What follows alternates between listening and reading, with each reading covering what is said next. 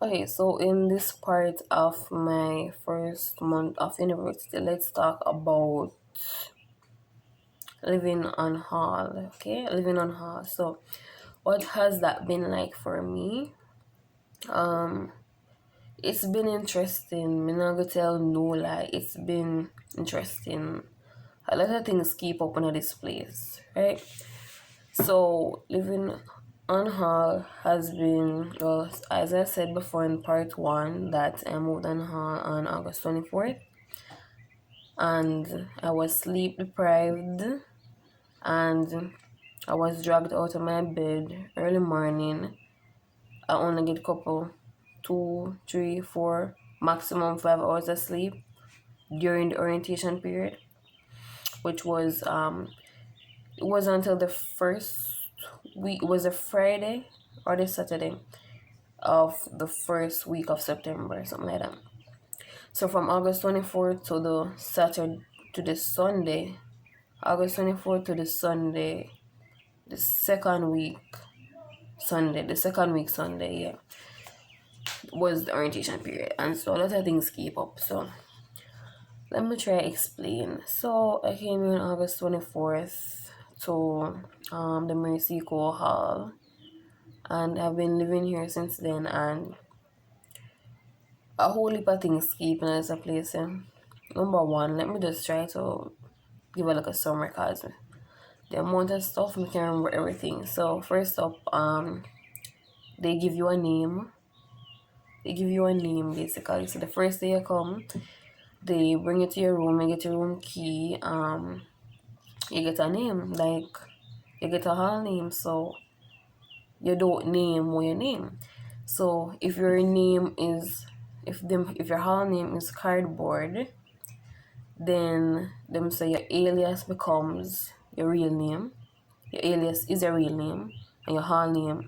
Wait, that mix up. Your hall name is a real name now, and your alias is your original real name with your birth certificate.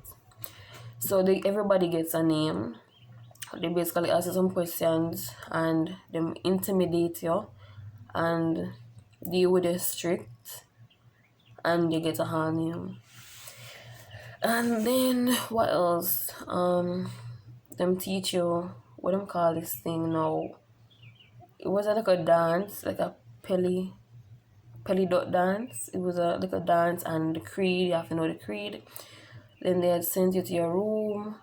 They kept a little social or like a cocktail night, the August 24th. Then after that, a whole heap of things keep. You will keep freshers concert, freshers cocktail, the freshers, what a freshers competition, one bag of freshers events, basically freshers debate, a whole heap of stuff. And they knock down the door every morning. They knock down the door, wake we up early, have we up on the road, have we go somewhere every day. And then them have we up until sometimes to some 12 o'clock them have we up. May I just say that. To some 12 o'clock them have we up with something. That was orientation. You're hardly getting sleep. Anxiety did up because every day you see the knocking on the door, it kind of mash up my head. It really did mash up my head because it's like when you hear that knock, it's like you have to go. If them's a jump, you have to ask how high, or them kind of like threaten you, say, oh, we'll kick you off the hall or something, right? But now looking back, it was all fun and games. Like not when the joke was on me, but no, it was just all fun and games. So that's what happened. And but one thing that I would say I got out of it was that it allowed all of us, well, majority of us, at least first years, to kind of build a friendship or what them call the sisterhood. So people look out for each other. You have to look out for each other, and you just help each other. It helped us to know each other because when I first came here, everybody to themselves, like everybody not chat to you. Everybody to themselves. Everybody want God in yard because. So it helped us to have a little bit of we call it unity. Majority, yeah, unity. We have unity here. So that was probably one of the benefits of orientation. As for induction, which is when them say you officially become a Seeker. Well, that was interesting. That's how I say it was interesting. They did induction and then you're kind of free. You're basically free after that, or whatever. Yeah. Moving on, that was living on hall. The room is big. The room is big. I have a roommate. We get along well. There's no problem there. I get along well with my neighbors slash hallmates. Nobody normal is nobody, which is good. Um, yeah, that's good. And anyway, we make it work. That's it basically. No, the main thing is just the schoolwork. We are mash me up, like the schoolwork. So, moving on from that, let's talk about maybe time management. So, time management is very important because when I come here, well, at least for me, from I come here, me I try and manage my time. Like, work, me go to class, me come back, me I do write up labs. Like, you don't understand how hard it is to be doing science subjects. Like, when you have every week, you have labs, span up, labs, span up, labs. Right, I have two labs for 2 or 3 hour labs for biology every week, with 3 lectures for biology, 1 to 2 for biology, 3 lectures for chemistry, 1 to 2 for chemistry, and a 1 4 hour lab for chemistry every single week. So that's 3 labs due every single week. You're in the lab for 6 hours for the week for biology and chemistry 4 hours, but we kind of leave early. Would say most of the time, but yeah, most of the time we leave early. But yeah, make it work like that. But other than that, it's stressful to be writing up labs every single week. You're not the lab, you have break your eye upon microscope.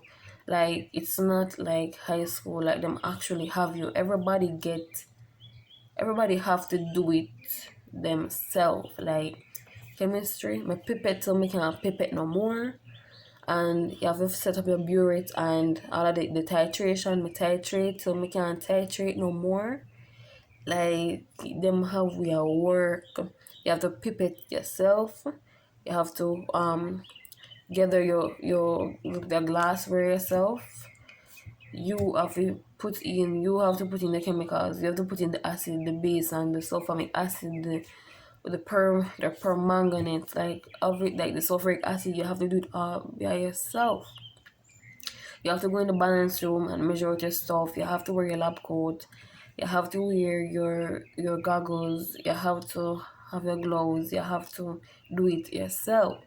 You have to look into the microscope and look at the fungus, or what them have we look on the other day with cheek cell. They give you a toothpick, cheek cell.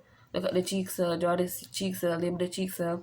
Just last week I drew over 20 drawings labeled and annotated for mitosis and meiosis just last week.